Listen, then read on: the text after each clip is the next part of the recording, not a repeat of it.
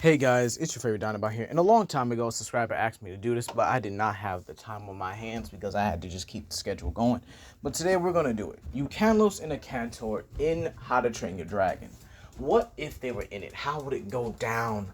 Let's really talk about it. Now, How to Train Your Dragon is a verse that's really, I guess you can not too diverse when it comes to the dragon lineage. Dragons, wyverns, werewolves, even all that could actually work in the verse itself here. Also, when adding two things or two beasts that are simply just more powerful than the verse itself, you really have to go over things like power scaling or the tier, because you can't just add a random monster in it and it's going to blow up the verse just randomly. All right, so let's really talk about the power levels of Ukanlos and Akantor. Now, Ukanlos, known as the White God, is the Arctic apex predator, putting him above monsters such as Tadanajarala, Elderfrost Gammoth, Tiger Rex, and Frostfang Barioth, to the point where he's only able to be fought off by Elder Dragons and even eats them and Devil Joe. Ukanlos also possesses powerful ice blast and is able to actually dig and swim through ice like it's water. It's even able to migrate to slightly warmer climates when it's swimming. Yeah, these guys are actually pretty adept swimmers. Now on to Akantor. Akantor is the black god and ruler of the magma-like, continents. All right. So this means he's above Gravios, Akantor, Ignactor, Brachydios, Raging Brachydios, Molten Brute Tiger Rex, and even the likes of a Dread King Rathalos. So both of these guys are extremely powerful, being above special species or variants and even Elder Dragon level variants. All right. What's important here is pretty much the scaling for Elder Dragon and Elder Dragon level monsters. You see, because they actually scale to each other hand in hand. You could even say there's a bit of chain scaling with monsters like Espinas and Kushala Daora are easily ecological rivals. As a matter of fact, Kushala Daora actually has one of the most potent scalings of any Elder Dragon, minus Nergigante and I would say Malzeno. All right, so because Kushala Daora actually had a lot of rivals back in its day, it was actually able to fight against both Shantien and Amatsu, who both scale to each other. What's important about this scaling is that Amatsu is pretty much able to cause storms to the point where they're able to affect entire regions. Regions are basically multiple continents put together. Okay, these are multiple continents put together or multiple continents in the area. That's what it's called. The New World is a region. Komora is an entire region. All right, this means that these Elder Dragons would be multi-continental, being able to affect deserts, Arctics, grasslands, swamplands, the oceans themselves. Now you might say, oh, well, that would be planetary. No. They're not doing enough to actually destroy the planet. They're doing enough to destroy the environments. All right. This means they would have multi-continental plus attack potency. You can probably even argue moon level if you wanted to. You guys can just check out my Monster Hunter scaling video and you guys would pretty much understand it. This would make them moon level because these guys are scaling and they actually get just higher altogether. All right, even with the risen Elder Dragons, that would still be below the likes of Akantor and Ukanlos altogether. All right, you can even scale them relative to characters like Nergigante, who I would also argue is around moon level. This is due to the fact that not only do Elder Dragons with these kind of powers and stats hide from him, but he's able to kill them once he really gets his hands on them. So this would include Shara Ishvalda, who's been able to shake the entirety of the New World, all the regions, all the continents together. All right.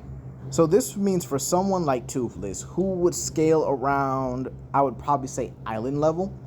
At the highest level, I definitely would say is island, is going to be no match for pretty much any monster in the Monster Hunter universe. I mean, Jesus Christ, because even a Velociprey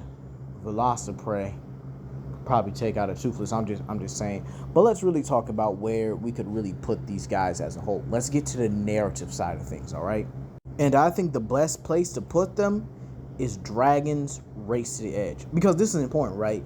Because the Dragon Eye would give them an indication on the types of, I guess you could say, the types of dragons they were encountering throughout the series. It pinpointed them.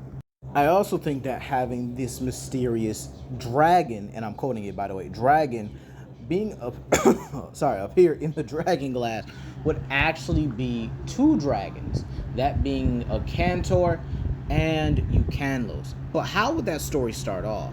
Well, that's very simple. The Dragon Hunters. I mean, why not? What if Vigo had the Dragon Eye and he discovered another dragon, or something that the Dragon Eye wanted to keep, a secret clip or a secret entry or a secret light that pinpointed out Akantor? This means that Vigo would not only go to see Akantor, but it would probably go to this more magma-like island where lava-based dragons and other animals exist here. And then you would actually see Akantor in its magnificence, in its glory, and he would be shocked by this. But I think this would be where Vigo bites off more than he can chew. Imagine Akantor hitting it with its black searing fire, and it burns Vigo's face. Like, just imagine him getting his scar from that rather than some lava. It would actually be very symbolic to just biting off more than you could chew. And he would go to Hiccup and ask for his help. He would tell Hiccup about this creature, about its power, its abilities, and that it's like nothing he had ever seen before. Hiccup and the Dragon Riders would go to investigate it while Vigo would be locked up. However, this would turn out to be the worst decision they ever made. They dodged the Black Flame, and Hiccup and Toothless almost lose their lives in the process because, again, Toothless's tail isn't fully flesh, you know? And it almost gets them all killed in the process. I think displaying that power with Akantor would absolutely cement it as which is way too dangerous for any dragon to fight. This is when what I would have Astrid and Fishlakes then start questioning Vigo on what kind of dragon it is, and Vigo says he doesn't know. He just discovered it with the Dragon Eye. Fishlakes would then say it's probably no dragon. Most dragons have wings. This one doesn't. So what is it exactly? It even went through lava like it was swimming through water. And Vigo then states that it's very possible that it may have an ecological rival, and this is where he also has the idea of going to find it. Now, using again the Dragon Eye to pretty much pinpoint its location here, we would then have pretty much them returning to the area with the snow wraiths. The I guess you could say the Snow Islands or the Blizzard Islands or whatever. So they would return there, but they would go deeper into the island to where they would find Ukanlos just resting. Now, this is where they would basically disturb Ukanlos, and another fight would ensue, with them pretty much luring Ukanlos out into the surface, and in the process, it's able to at least eat a snow wraith. All right? So Ukanlos would then sense Akantor pretty much out and about, and it would make its way towards it. At the same time, however, Akantor hears Ukanlos' roar and makes his way towards it. And Vigo would probably smile, saying that this is just all according to his plan. And this is where we would actually see Ukanlos and Akantor meeting in an area kind of like a Grata and a Kyogre situation. They freeze, or they pretty much solidify the ocean that they're on. Just demonstrating that kind of power would be insane for the verse. And they clash so hard that no dragon rider can get near it. No dragon, no nothing. A Shellfire, nope. Summer Ripper, nope. These dragons that they already encountered, nothing could get near these two when they clash. And in all honesty, I would actually end this with Ukanlos going home and Akantor going home. So in all honesty, yeah, I think a stalemate is actually pretty wise. And in all honesty, I think it would actually be just both of the predators calling it off, seeing that they're just too relative to each other, and they just dip. Now, how would I think this would really end here? I think Ukanlos would go back to its original lair and ice the walls up. All right, we would actually see this, and Ukanlos would actually go pretty much just back to sleep. It doesn't really have a reason to stay awake, and it'll go hunting when it feels like it, or when it just gets hungry. Meanwhile, I think Vigo would make its way back to Akantor's nest, and then would get obliterated. I think that would be the best way to pretty much end it off for Vigo's story. He pretty much bit off more than he can chew, and he paid the price with a searing black flame to incinerate him completely. But hey, that's how we're right, Ukanlos and Akantor, and How to Train Your Dragon. Please comment down below, like and subscribe, and share with your friends. This is Legendary Grimlock, and I'll see you guys later. Peace.